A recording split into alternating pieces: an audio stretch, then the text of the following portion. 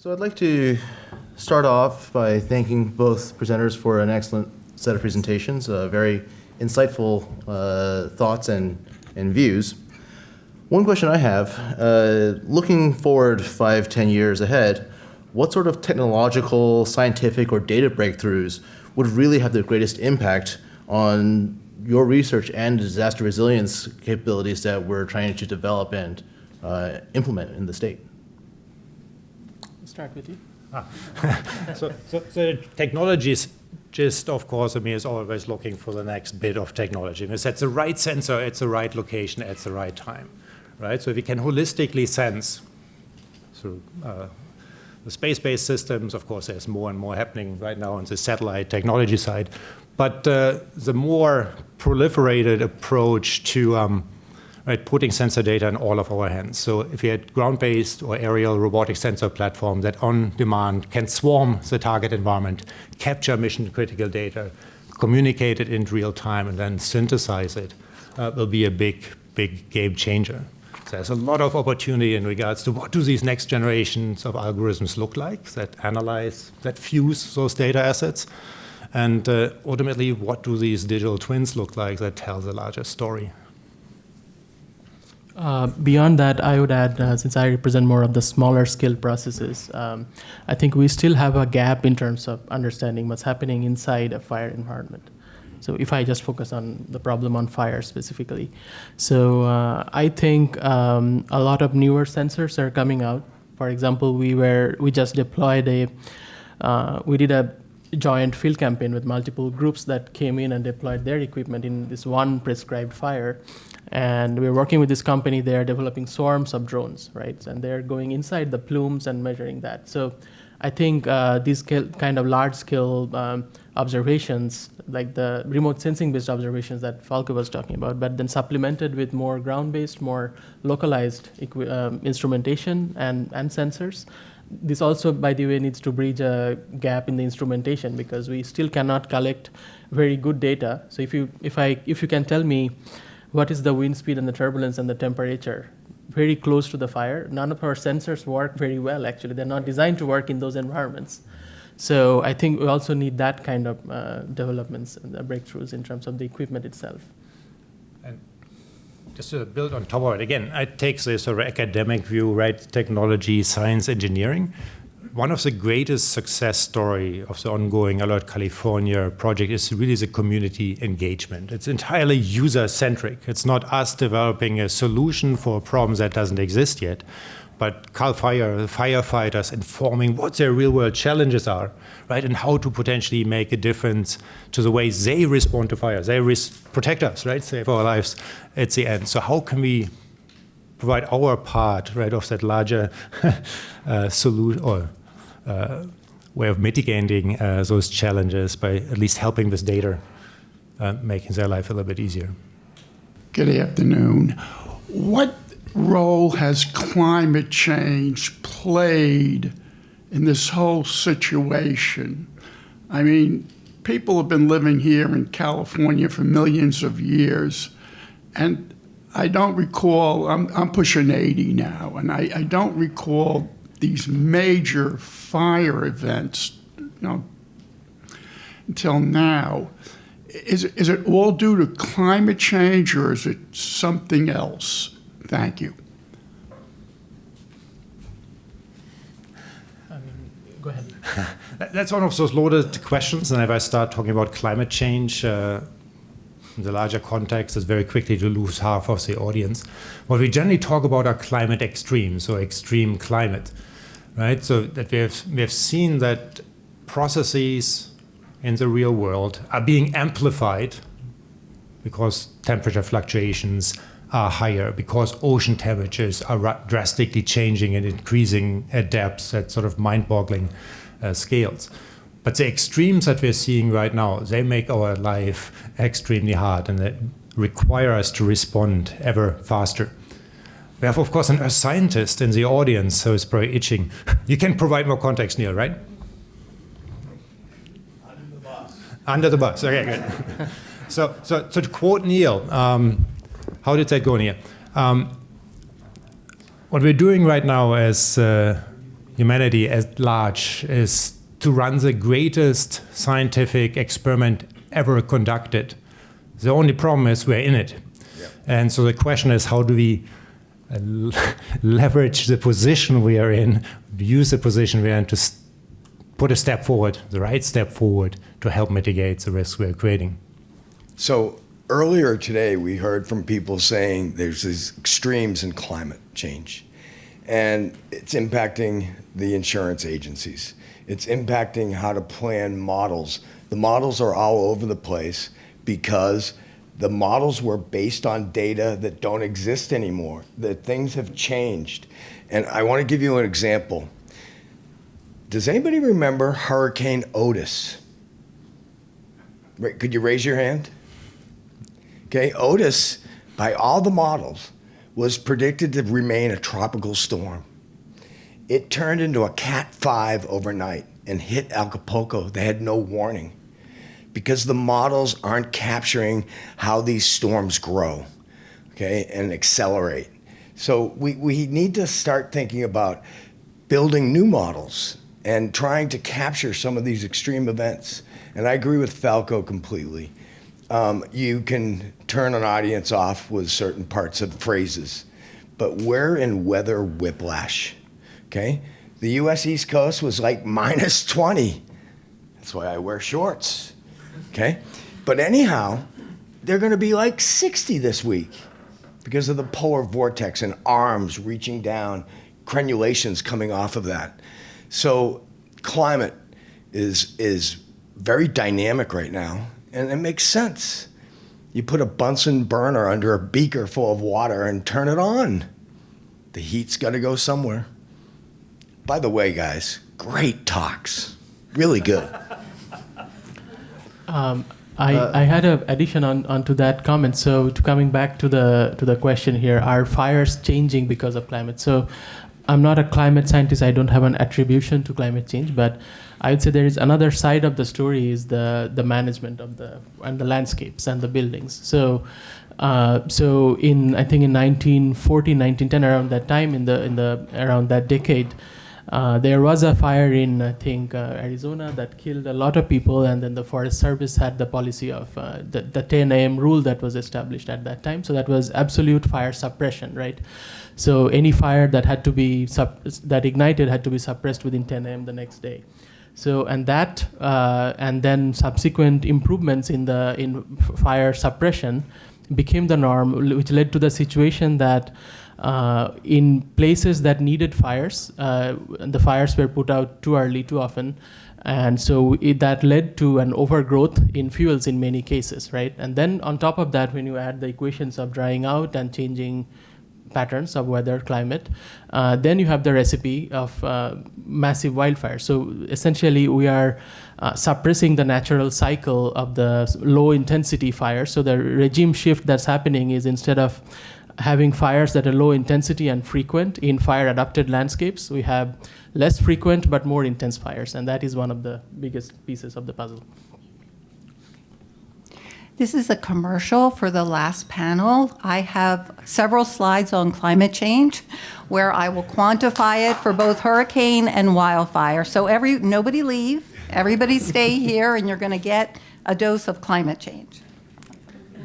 Thank you very much. I have two questions, I think, for Falko, or maybe more broadly for the Alert California team. I mean, first of all, the Alert California system is so awesome. And I'm at UCSD. It's fun for me to watch it in action.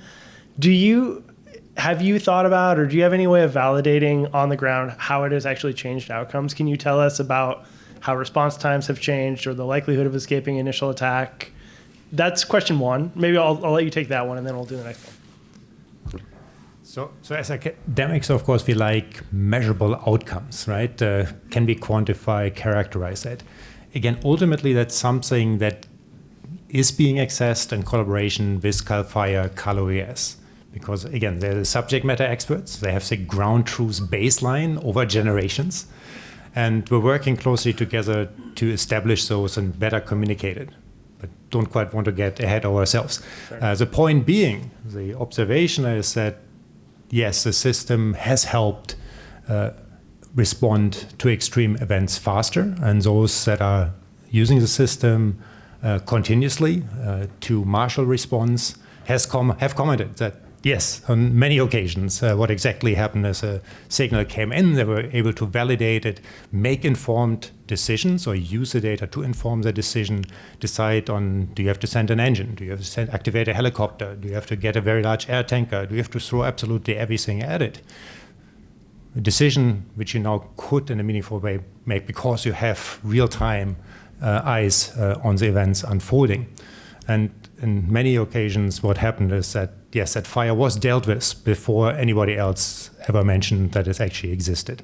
And that's ultimately where we want to be. Now, there's the challenge that we just heard about of vegetation management, right? Getting that fire early is great, but that doesn't set us free from very carefully looking at how does vegetation get managed at scale to minimize risk overall. That's great. I think that validation data, or whatever you want to call it, will be super compelling for making the case that we should scale up and do. So that's really cool to hear that's in process. The second question is sort of broadly about smoke. So we've talked about, all day we've been talking about property damage appropriately because we're focused on insurance. But when you think about sort of the social damages that come from the wildfire problem, the health pollution, the health impacts of smoke are a huge part of the story. Can Alert California help us there? Can the sensors tell us anything about fires that are likely to be bad air quality days? Yeah, so the idea again is, or the vision, the mission is multi-hazard, right? Fire being one. Of course, we have seen atmospheric river data for that is being readily covered, seasonal variability, weather events, and so on. The majority of the system works in the visible and near IR range. So you get some signal as it might be related to particulate matter, PM2.5, right? That's where we talk often about stuff that gets into our lungs, get into our cardiovascular system, creates lung, heart problems in the long term. So the question is, how do we sense this better? So we're research-centric, right, or research-driven with a production motivation. So we're studying systems such as hyperspectral imaging. We have a site at Birch Hill that acquires hyperspectral data between 400 and 13,500 nanometers in 15 nanometer increments. What does that mean for everyone? Rather than acquiring one image, we require thousands. An image cube for a target environment, and each layer tells us part of the story that makes the invisible visible. So we can actually look at hydration levels. We can look at the presence of chlorophyll. Hydration levels not only for the vegetation, but for the ground itself, which is extremely critical when we try to study how fires burn. It's not just the biomass, but is there, for example, attenuation of that fire during moisture in the ground, or is that ground already and entirely dry? The hyperspectral sensors allow us to pick up signal in the atmosphere as well, potassium, and otherwise that might be signals for active fires, smoldering fires, other particulate fibers being present in the atmosphere. So that's part of the research side that Alert California embraces to really look at, in collaboration with the firefighters, what type of information that doesn't meet the eye directly, right, could really help with decision support. Yes, so critically important. It's about all of our health in the end. Excellent. I think we have time for one more question. Hey, excellent talks. Thank you so much. I have a question mostly for Professor Banerjee, but maybe Falko can answer as well. Sure. Hey, my name is Lawrence. I'm a cat modeler at CalIT, one of the cat modeling companies. My question is this. You showed earlier the WUI, right? And you have these different definitions of WUI. And more or less, this picture of the WUI is dynamic on a 10-year scale. But there's really two moving pieces to that. We could say there's vegetation, right, which changes more or less, we could say every year. We could say the vegetation changes every year. We can track that with like, say, Landsat going back and Sentinel going back quite a bit. And the other one is housing production and really building expansion. And have you tested or looked at what the evolution of building exposure or buildings in the WUI is as that vegetation has changed over time and as we've constructed or not constructed anything in the state of California? And how does that tell us about our overall exposure, basically? So good question, Lawrence. I also add beyond your current role. Lawrence is also a UCI graduate. I was on his committee. So good to see you here. And we have looked at a little bit because we were using the census data from 2010 and 2020. So you can really see a lot of new buildings definitely that are happening in California. We didn't pay too much attention on quantifying that, but you can definitely see the upward trend that there is definitely more houses.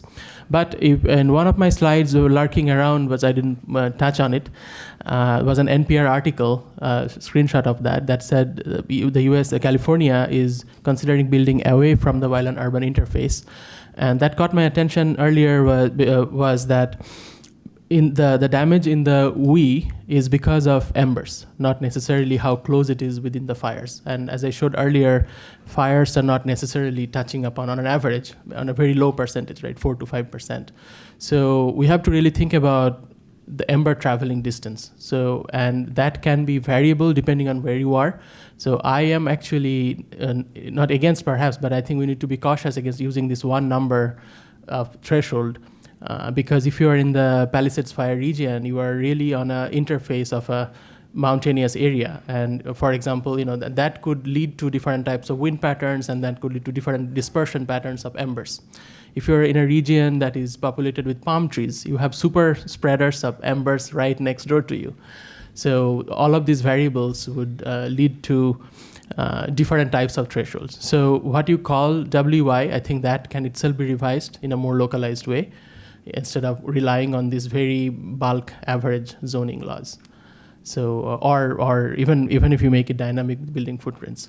So the point is, my hypothesis would be that these areas are only growing and more areas are being at risk right now.